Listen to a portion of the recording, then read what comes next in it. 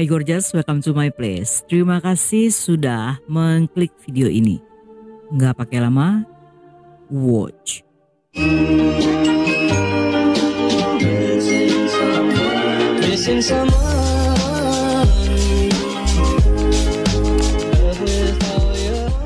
Sebelum menikah, Naina berpacaran dengan teman sekampusnya bernama Matlop Karim.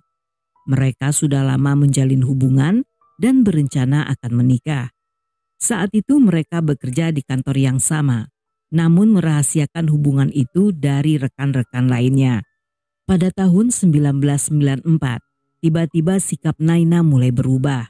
Dia lebih cuek dan tidak peduli lagi dengan kekasihnya, dengan alasan jika hubungan mereka tidak direstui dan telah berpikir untuk putus saja.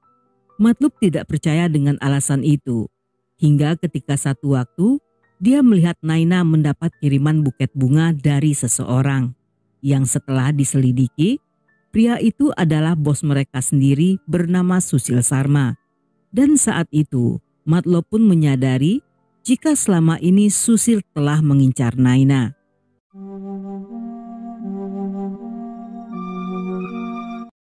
Susil yang berusia 38 tahun merupakan seorang politikus yang menjabat sebagai ketua Partai Nasional untuk wilayah Delhi. Selain itu, dia juga seorang pebisnis sukses dan menjalankan bisnis restoran yang cukup terkenal bernama Baghia. Dengan menggunakan kuasanya sebagai ketua partai cabang wilayah, saat itu Susil membantu menyelesaikan masalah sengketa tanah milik dari bibi Naina. Selama dia membantu Naina, pria itu memanfaatkan kesempatan sebaik-baiknya agar bisa dekat dengan keluarga gadis itu, yang tentunya sebagai pria dewasa, mapan, serta masa depan cerah. Susil tentunya lebih disukai, dan ketika dia melamar Naina, keluarganya dengan senang hati menerimanya. Namun entah apa alasannya, pernikahan yang dilakukan di sebuah kuil di Chennai itu diadakan secara diam-diam dan hanya disaksikan oleh orang tua kedua pengantin. Pernikahan tersebut juga tidak pernah dipublish, sehingga orang-orang tidak tahu jika mereka adalah pasangan suami istri. Setelah pernikahan, Susil meminta Naina agar di rumah saja dan melarangnya bertemu dengan pria lain. Sebagai gantinya, Susil memberinya kehidupan mewah, seperti membelikan barang-barang bermerek serta mobil-mobil mahal. Pada awalnya Naina sangat menikmati kemewahan barunya. Namun perlahan dia merasa bosan karena seolah dikurung bagai burung dalam sangkar. Selain itu Susil tidak lagi semesra dulu dan dia juga mulai main tangan, sehingga Naina mencari pelarian dengan minum-minum yang berakhir dengan kecanduan. Dan entah apa yang ada di pikirannya, secara diam-diam Naina kembali menghubungi Matlub dan curhat tentang segala hal, termasuk kehidupan pernikahannya yang tidak bahagia. Mereka memang tidak pernah bertemu, tetapi setiap kali ada kesempatan, Naina akan curi-curi untuk menelpon Matlub.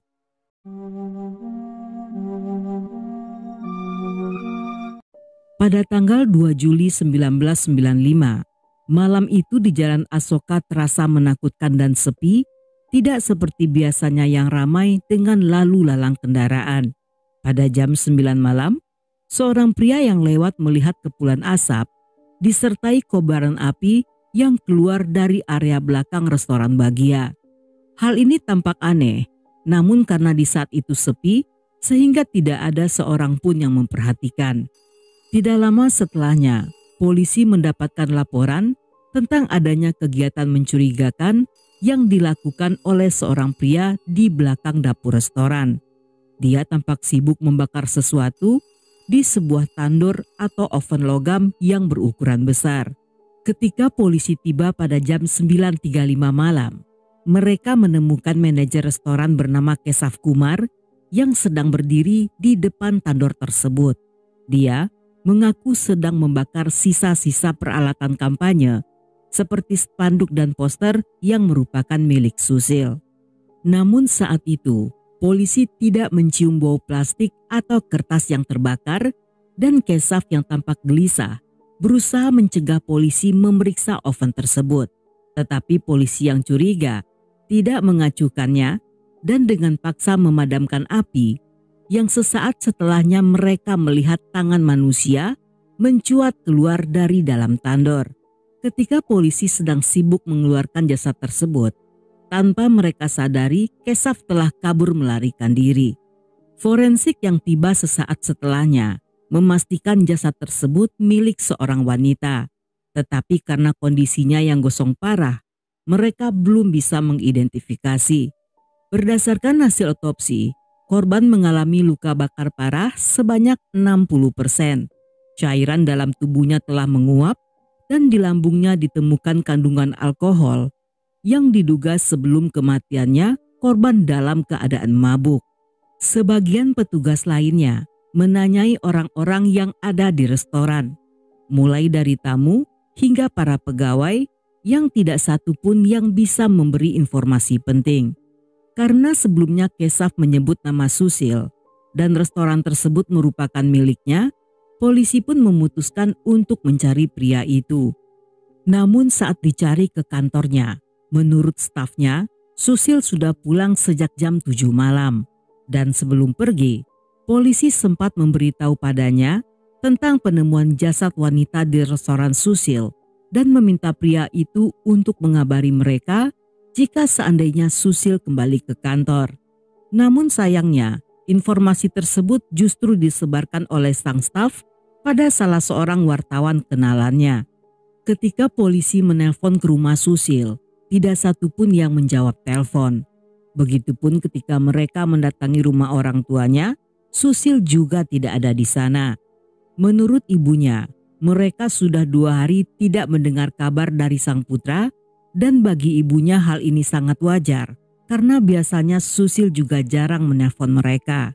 Karena sulit ditemukan, polisi pun mencari dengan melacak mobilnya dan memblokir jalan-jalan di perbatasan kota untuk mencegahnya kabur. Yang di malam itu juga mereka berhasil menangkap Kesaf yang setelah diinterogasi mengaku tidak tahu apa-apa dan hanya melakukan apa yang disuruh oleh bosnya.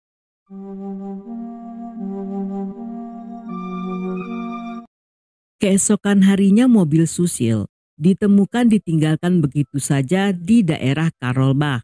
Di dalamnya ditemukan bercak darah di kursi, beberapa helai rambut, dan sebuah jam tangan. Petugas yang kembali mendatangi rumahnya masih belum menemukan pria itu. Mereka pun mendapat info dari bisik-bisik tetangga tentang suara ribut-ribut akibat pertengkaran yang sering terdengar dari dalam rumah Susil. Mendengar hal ini, beberapa orang polisi memutuskan masuk secara paksa untuk menggeledah rumah itu. Dan di sana, mereka menemukan kerusakan pada dinding ruang tamu yang tampak seperti bekas peluru. Sedangkan di karpet, terdapat noda darah yang di sampingnya tergeletak 2 selongsong kosong, serta untaian rambut panjang yang mereka yakini milik istri Susil.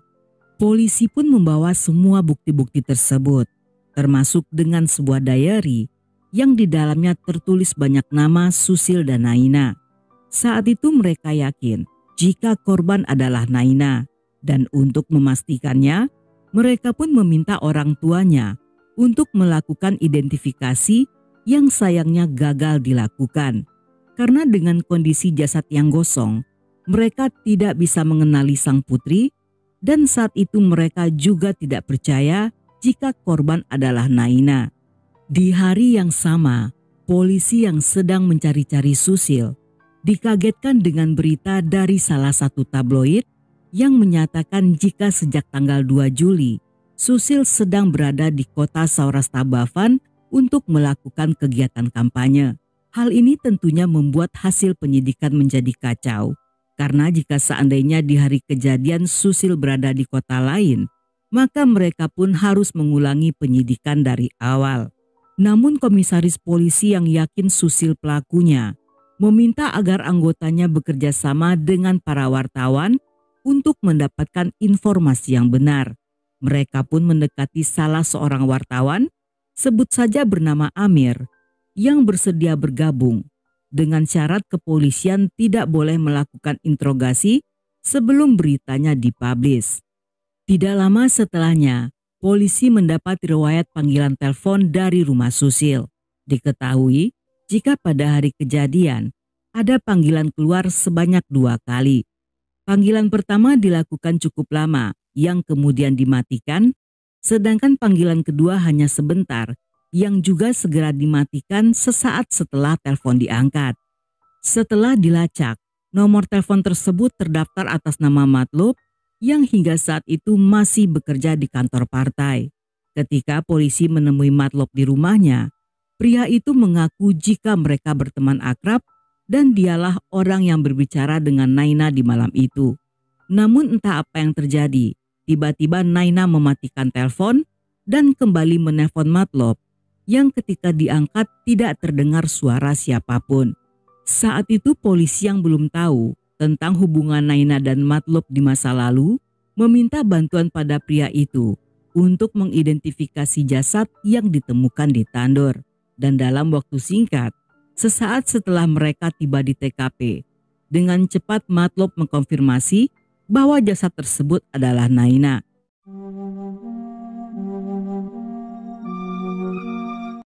Pada awalnya polisi sempat ragu karena orang tua Naina sendiri tidak yakin jika itu adalah putrinya. Namun Matlub yang melihat langsung dari dekat sangat yakin jika itu adalah Naina, yang hal ini terbukti benar setelah dilakukan tes DNA yang cocok dengan ayahnya. Selain itu, forensik juga menyatakan jika penyebab kematian Naina bukan karena dibakar. Ditemukan peluru di leher serta kepala, yang artinya Naina tewas karena luka tembak sebelum akhirnya wanita itu dibakar. Hal ini membuat orang tua Naina sangat terguncang dan tidak bisa menerima kenyataan saat melihat wajah putri mereka yang telah hancur. Di hari berikutnya, Amir sang wartawan mendapatkan info tentang hubungan Naina dan Matlub di masa lalu. Tetapi sesuai kesepakatan mereka, polisi tidak akan mengambil tindakan apapun sebelum Amir menerbitkan artikelnya di koran. Tepat jam 6 pagi setelah artikel tersebut terbit, polisi pun membawa Matlub ke stasiun untuk diinterogasi. Yang disinilah dia menceritakan tentang hubungan mereka, serta pernikahan Naina yang buruk, termasuk panggilan telepon terakhir yang menurutnya sangat aneh. Tanpa berusaha menutupi apapun, Matlub mengaku walaupun mereka tidak berjodoh, tetapi tetap berhubungan baik, sehingga Naina sering menelponnya untuk sekedar curhat tentang kehidupannya yang tidak bahagia. Menurutnya di malam kejadian, Naina yang sedang mabuk menelponnya dan mengatakan tidak tahan lagi karena dikurung oleh Susil dan berencana untuk kabur ke rumah salah seorang kerabatnya di Australia. Dia meminta Matlub untuk membantunya kabur dari rumah, namun sebelum Matlub sempat menjawabnya, tiba-tiba panggilan telepon tersebut terputus. Selang beberapa saat kemudian, Naina kembali menelpon yang setelah dijawab, telepon tersebut kembali ditutup dan sejak saat itu Naina tidak pernah lagi menelponnya.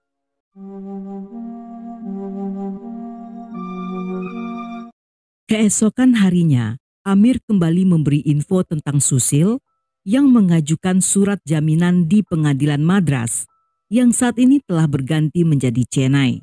Surat jaminan tersebut, untuk gampangnya kita sebut saja sebagai surat jaminan yang membuat Susil sebagai anggota dewan akan mendapatkan kekebalan hukum. Namun pengadilan menolak permintaan tersebut, yang hal ini membuat polisi tentunya dengan mudah bisa menangkapnya tanpa halangan apapun. Hanya saja, sebelum mereka tiba, pria itu telah menghilang entah kemana. Dalam masa-masa itu, polisi juga telah mendapatkan hasil uji balistik dari sebuah selongsong yang ditemukan di rumah Susil yang cocok dengan peluru yang ada di tubuh Naina. Dan mereka juga mengetahui jika Susil memiliki sebuah senpi yang menggunakan peluru dengan jenis sama yang terdaftar atas namanya. Namun sayangnya, semua bukti-bukti tersebut ternyata masih belum cukup untuk membuktikan keterkaitannya. 8 hari setelah Naina tewas, polisi yang mendapat info berhasil menangkap Susil di Bangalore saat pria itu sedang berada di dekat hotel persembunyiannya. Di kamarnya, polisi menemukan senpi serta peluru yang digunakan sebagai alat kejahatan. Dan 2 hari kemudian, dalam interogasi yang panjang, pria itu pun mengaku bahwa dia telah melenyapkan istrinya.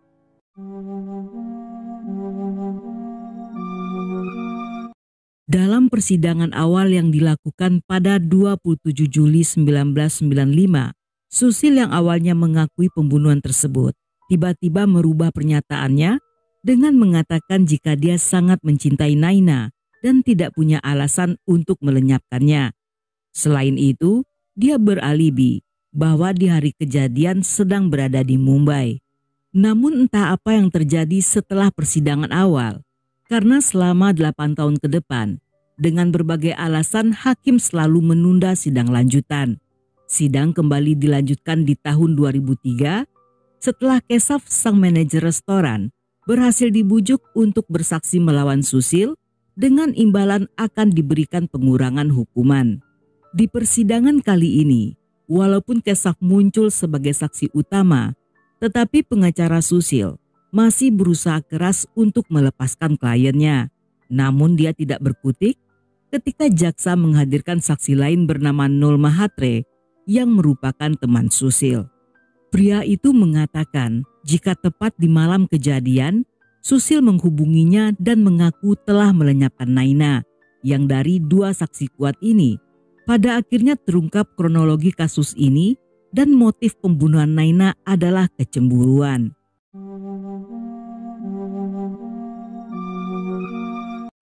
Yang terjadi di malam itu ketika Susil pulang kerja, dia memergoki Naina yang mabuk berat sedang menelpon dan menyebut-nyebut tentang rencana kabur ke Australia.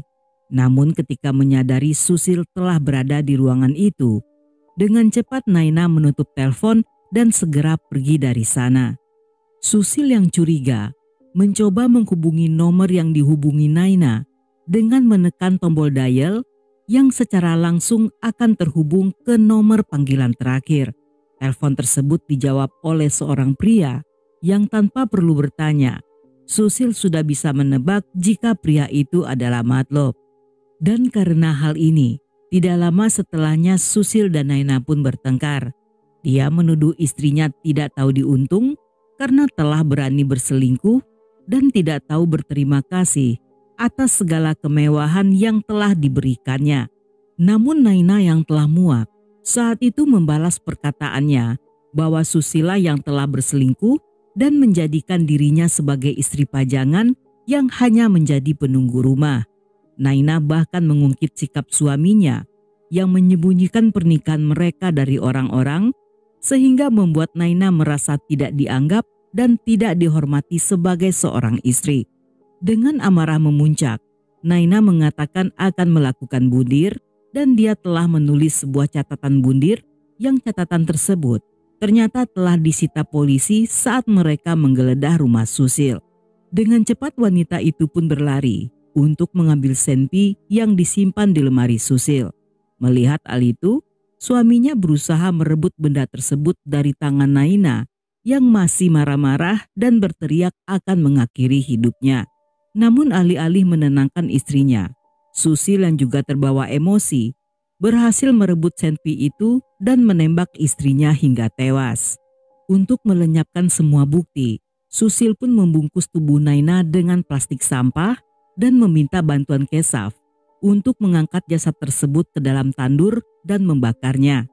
Kejadian tersebut tidak diketahui pegawai restoran lainnya karena lokasi tandur berada cukup jauh dari dapur utama dan saat itu tidak ada siapapun yang beraktivitas di dekat sana. Sebelum meninggalkan restoran, Susil melarang Keshav meninggalkan tempat itu sebelum jasad tersebut menjadi abu. Selain itu, dia juga mengancam akan melakukan hal yang sama jika Keshav berani buka mulut. Pada sidang terakhir, Keshav divonis hukuman 7 tahun penjara dan Susil divonis hukuman mati dengan cara digantung, yang selama beberapa tahun ke depan, Susil mengajukan banding ke Pengadilan Tinggi Delhi yang hasilnya masih tetap sama. Namun di tahun 2013, 3 hakim Mahkamah Agung meringankan hukumannya dengan menyatakan bahwa tidak ada cukup bukti jika Susil telah memisah-misahkan jasad istrinya, dan hukuman mati tersebut dirubah menjadi hukuman penjara seumur hidup dengan kesempatan bebas bersyarat. Menurut mereka, keputusan tersebut diambil karena sebelumnya Susil belum pernah berbuat kejahatan dan kasus tersebut bukanlah merupakan kejahatan terhadap masyarakat, melainkan kejahatan yang dilakukan akibat hubungannya yang tegang dengan istrinya.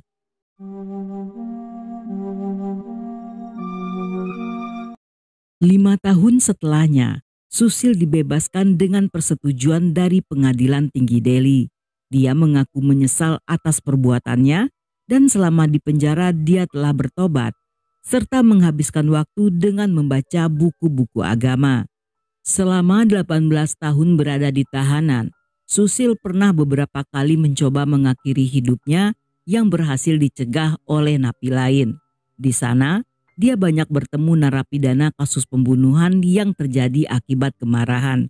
Dan sejak saat itu, Susil pun menyadari jika sangat penting bagi kita untuk mengendalikan emosi daripada menyesal di kemudian hari. Susil sendiri merasa cukup beruntung karena setelah kebebasannya, kedua orang tuanya masih hidup yang masing-masing telah berusia 80 dan 85 tahun. Dan saat ini, dia hanya ingin hidup normal dan akan merawat mereka dengan baik.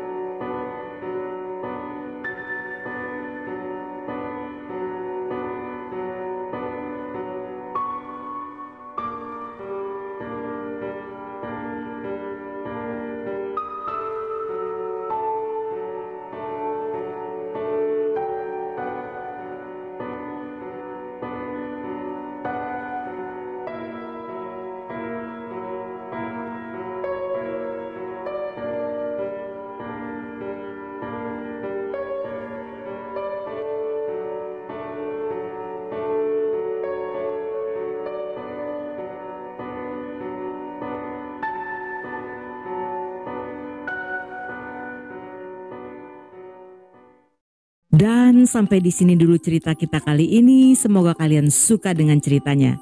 Buat yang masih betah hingga akhir, thank you, love you, have a nice day, and then see ya.